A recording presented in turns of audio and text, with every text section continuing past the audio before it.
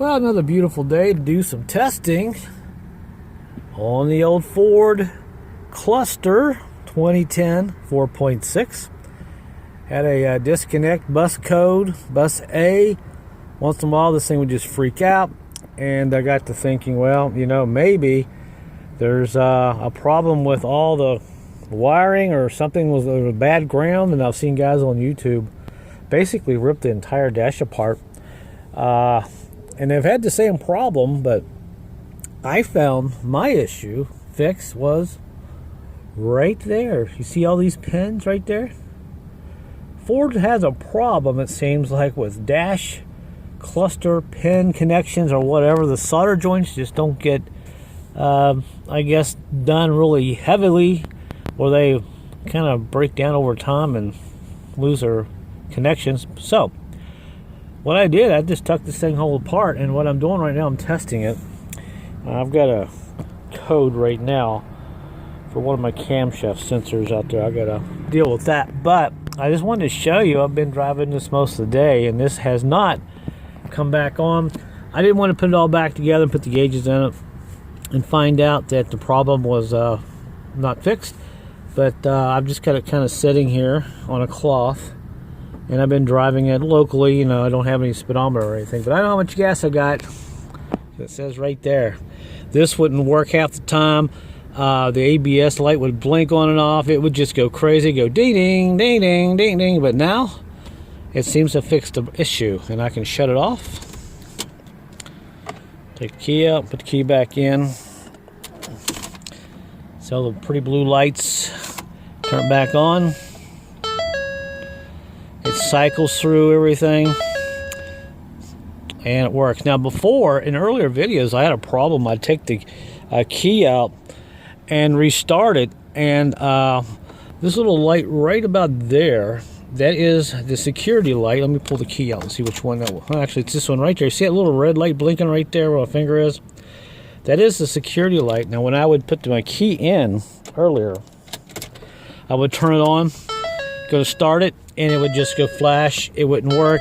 I'd hit the dash sometimes and it would come back on. Well, even that has been fixed. I have not had that problem whatsoever, and you can see now, starts right up on a dime. So this part of the boring video, and you're probably glad you tuned in after you see what I'm going to show you here. I want to show you how I kind of tore this apart. These dial gauges here, they were kind of nerve-wracking getting them off the front of the instrument cluster here. But I did get them off, and we'll go back to the garage and I'll show you the pieces here of it. But yeah, it looks like at this point it's okay. Now, I had a problem with an Expedition. The odometer light would blink on and off. Let's see if I can get in there, and you can see right there all those solder joints. What I did, I took a soldering iron, a small one from Walmart, and just touched each one of those and put just a dab of solder on there. If you got really good glasses, if you had some coffee, and you're pretty steady, you can get all those there. Just heat them up and let them solder. The solder will kind of get onto the connections there, the little pins, and they will make a good connection again. That's basically how I did that. And you're probably saying, well, Nathan, how did you know to even look at that? Well, like I said, Ford's had a problem with clusters, and I got my finger up here and I started moving this plug around a little bit when it was doing it, and it would come on. If I would hold it forward all the way, this whole cluster would stay steady and would work just fine. But as soon as I let go of it like that, it would just start freaking out, blinking on and off. And also, when I would shake this a little bit right here, I could see all these pins here actually moving in the soldering joints there. So don't tear your dash apart if you've got this problem. Make sure, you know, you look at your instrument cluster first, and go right there and make sure those soldering joints are in good shape. And if they look okay, take a soldering iron and still go over them, because you'd be surprised how just one pin there not connecting would cause you issues. All right, so let's go back to the garage and we'll kind of put this thing back together, and I'll show you how I took it apart, and hopefully this video will help you out. Hey, let me know where you're watching from right now. All right, so we're back now, and we'll go ahead and pull this out of here. I gotta fix this here. I might do a video on that, how to do that. So we'll go ahead and shut this off. Actually, what I need to do is drop it down in gear a little bit. Kind of helps me to get this out. And we'll just pull the plug off the back of it here real quick. Get my fingers back here and get this out. I think I can do it with one finger. Here we go. Oops. There it is. Basically in a nutshell. There's the back of it. And there's where those pins go in. Back of the board. You know, it'd been nice if I just could have taken this out and flipped it around and got to the pins. But yeah, this happens with a lot of clusters. You got to pretty much rip them apart to get into the front of it. But everything else here seems to be okay. So I'm going to hit this one more time across here. And I think what I'm going to do is go ahead and touch these up one more time with the soldering little gun there I got, and just verify that we're good before we put this together. Everything else here seems to be okay. It hasn't even done, I mean, it's been perfect all day. It hasn't even hiccuped or anything. So I know the problem was right here. So hopefully this will help you guys out. So let's get this touched up real quick and put this together. Alright guys, that should do it. Nothing fancy, just make sure your tip is nice and sharp. It makes it a lot easier to get in there and touch those. So I hit that up one more time, and I think we're going to be okay. So let's go ahead and put her back in. Alright, so like I said, this is all done. We got the solder joints in good shape there. There's the mess. So what I'm going to do is kind of mock this back up. I'm going to put it all back together briefly. Just kind of temporarily and show you how I tore it apart. Alright, so after you pull it out of the dash, there's what it looks like, sort of. And like I said, this is just a mock setup. I put a couple of gauges on there just to give you an idea. And one thing you notice here, we got two little screws here. These are actually little sockets. This is a star bit. Let's see, what are these? These are T15s. These are on the front. This is what holds this plastic on here. But first, before we even take that off, let's flip it around. Now on the back here, there's this little bolt. You can take your socket there and kind of get this out for now, and it usually comes right out. One bolt, that's all there is in the back. So let me flip this around and get it out. Alright, so there that is. And now all the way around the edges here, you see these little plastic clips, tabs like. You kind of pull these off all the way around and on the front. And I use two little screwdrivers, which are over there. And those really help out quite a bit getting this off here. And I apologize for the camera. I'm trying to keep it in focus at the same time. And once you get these all the way loose all the way around, this will just come right off. Put this off to the side. Now we're kind of exposed to the back of it here. But see, you can't really get in here and do anything with this plug because we need the solder on the other side there. So what we got to do now is flip it around.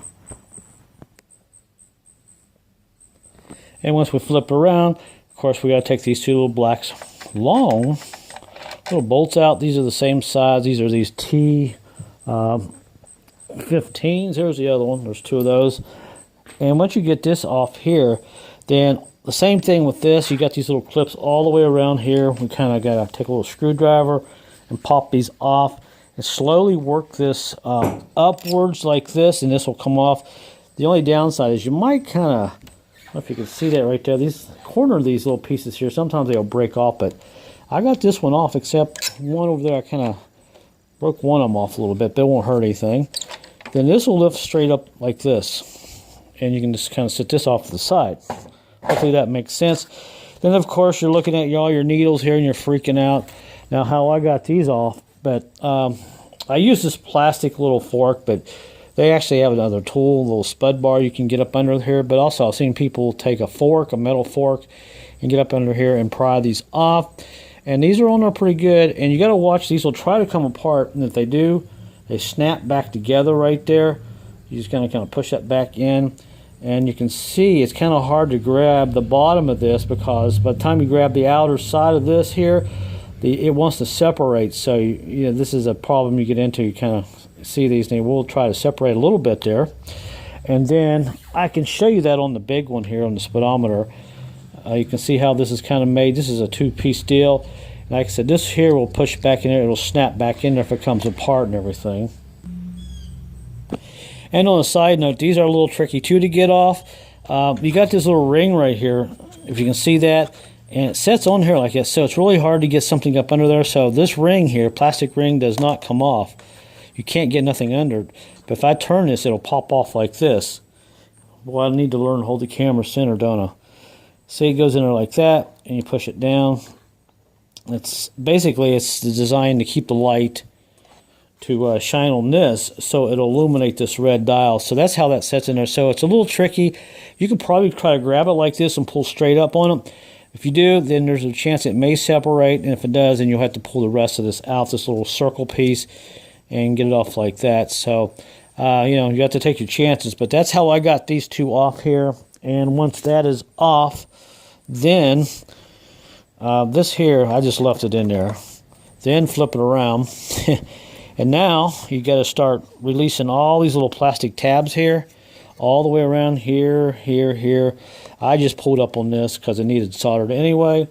And you pull up on it like this, and you just kind of continuously take your little screwdriver and release all these little clips, and this will come off like this. Really, the hardest thing is getting these gauges off without breaking them. That was the only issue I had, and I'll have to set the camera down and get this back off. I think that one snapped back down in there a little too far for me. Like this. There we go. Okay. And flip it around, and that's how you get it off. So, I would have did the video earlier, but I didn't think I could get this thing apart. And I went online and read some forums and stuff, and didn't see very many pictures, but this is how I figured it out. So, before you even take this apart, once you get the plastic off on your vehicle, to verify that this is the issue, what you can do is just simply, when it's still in there, take your hand and grab the back of this plug and push it forward. If these lights blink on and off when you move this around right here, you know that's where the issue is. So other than that, we're going to go ahead and put this thing back together. Oh, well, that just came right out. So there it is. It just pops out. And take your time putting all this stuff back together, because it's easy to forget certain things. And also, when you take it apart, this one last thing here, make sure you don't lose these little guys here. You won't have to take these off. I initially thought we had to pull this completely off, this plastic cover off, but you don't have to do that, thank goodness. So it looks like somebody may have worked on this before. I don't know, there's a couple scratch marks there. So just take your time at it and take it apart like that, and hopefully you'll fix your issue. So let me go ahead and put all this back together. Alright, so that's back in, real easy to put in, it clips right in, and don't forget to put your reset thingy on.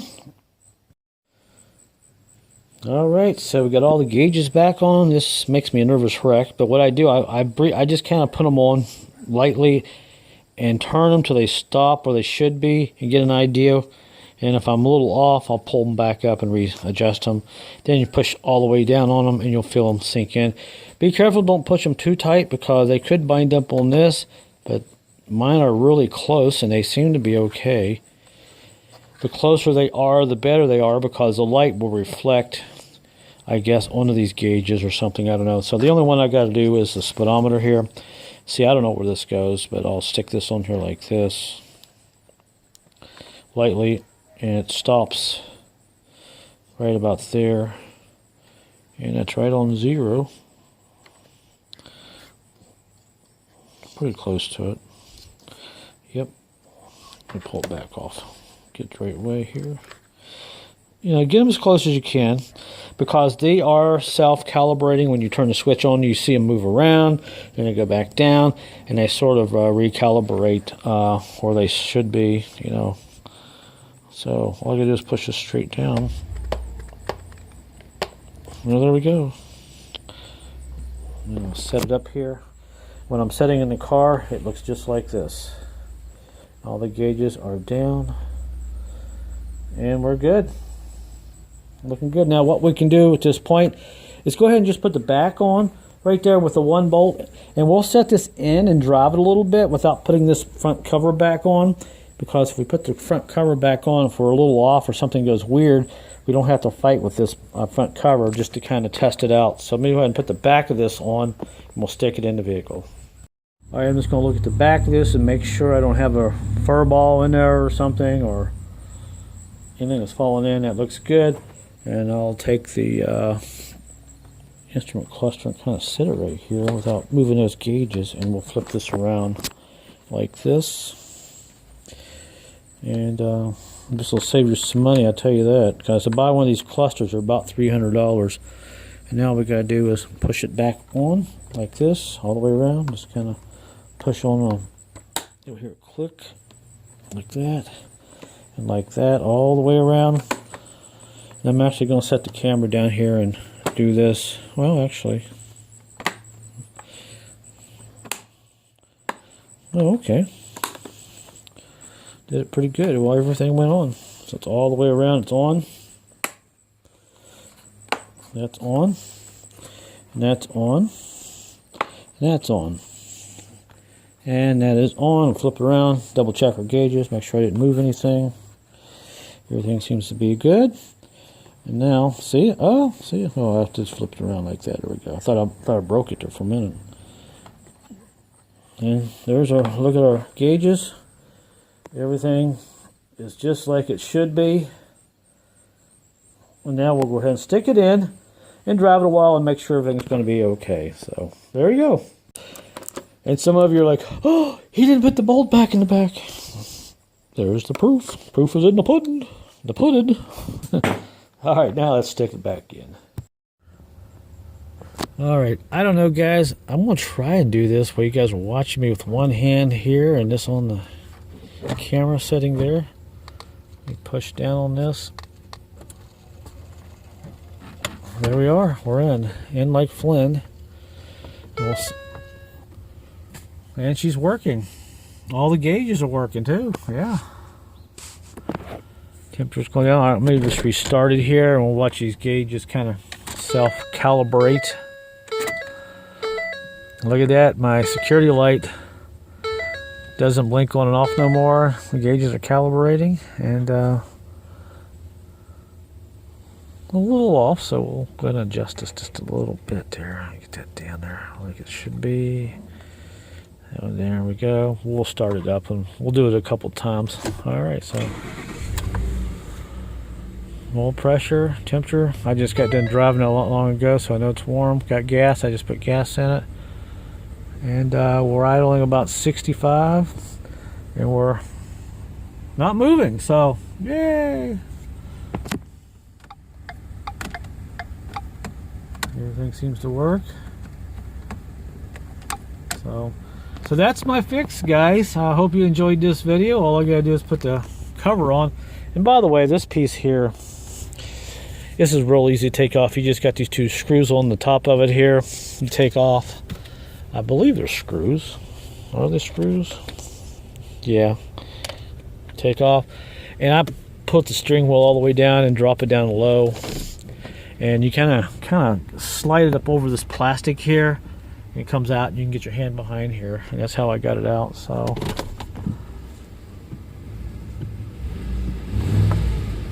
all right, shut it off again. Let the gauges go down. I may have to adjust this one here just a little bit. RPM's good, speedometer's good.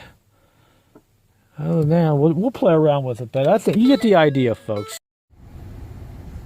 All right, guys, after doing some driving, everything seems to be okay.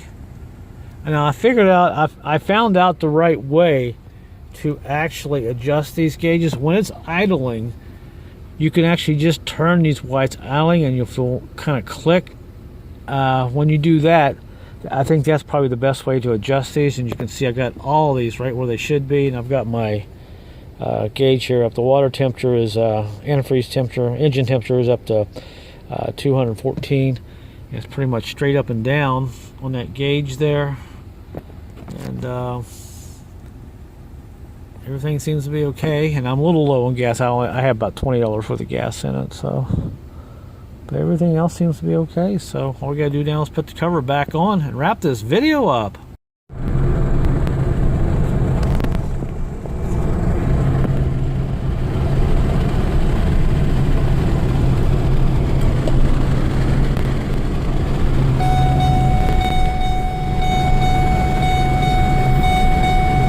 All right, everyone, I'm back. I've been driving it for most of the day, and happy to report nothing unusual. Everything's working good, just like it should. This thing doesn't miss a beat. No more U0073 code, bus A disconnect, all the other crazy codes that used to come up. I got the gauges right where I want them. If I turn the lights on, I don't think it's dark enough yet. That's not dark. Yeah, well, you can kind of see it's kind of getting dark outside, but you can see everything is working just like it should be. All my gauges are calibrated, and I used the calibrate. I just used this, check the speed, engine temperature, and all that, and got it pretty much where I wanted it to be. So, go ahead and put this little piece here back on, put the screws in it, and I'll wrap this video up. So, I saved myself a ton of money. Hopefully you can too. All right, so we got the cluster out. I don't know, you might be able to see this, but checked everything, cleaned all the glass the best I could, and slide this on there like that. And we'll snap it back together like that. And we'll put our screws in. Alright, so that's back in, it's seated. And make sure you use both your hands when you put that wire back on the back of that. Hold the gauge with the cluster with one hand and gently put that wire back on there until you hear it click, because you don't want to bend that too much and mess up your job. But there we go. So back up in park and start it up. As we turn the key on, no more blinky security light. I let the gauge self-calibrate there, and yay! I think you can almost see the lights there, almost. So I'll brighten them up. You probably could see them even more. Well, maybe not. But they're on there. They're not very bright. I think they're nice. They're a nice soft green, which is kind of nice. But yeah, everything looks good. I don't see any issues or anything. So RPM just where it should be.